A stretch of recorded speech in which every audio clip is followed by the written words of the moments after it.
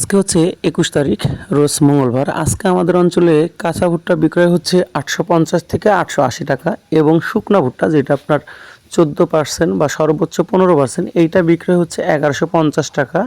তবে এই মুহূর্তে ভুট্টার দাম বৃদ্ধি না পাওয়ার মূল কারণ যেটা দেখতেছি সেটা হচ্ছে আমাদের অঞ্চলের ঘটনা। আমি বলতেছি আমাদের অঞ্চলে তেল সংকটের কারণে ট্রাক চলাচল একেবারেই বন্ধ।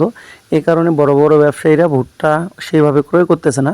কারণ হচ্ছে যদি ঢাকায় বা মিলে যদি পৌঁছাইতে না পারে সেক্ষেত্রে কিন্তু তারা মাল কিনতে পারবে না।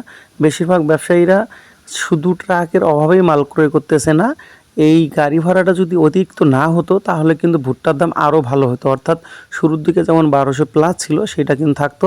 এখন সব কিছুর সমস্যা হচ্ছে তেল। সরকার যদি এই তেল ব্যবস্থাটা সুবিধা করে দেয় সেক্ষেত্রে কিন্তু ভুট্টার দাম আরও বাড়বে। আর যদি তেল না দিতে পারে সেক্ষেত্রে কিন্তু ভুট্টার দাম কমতেও পারে। তারপরেও আমরা প্রত্যেক দিন বাজার জানবো।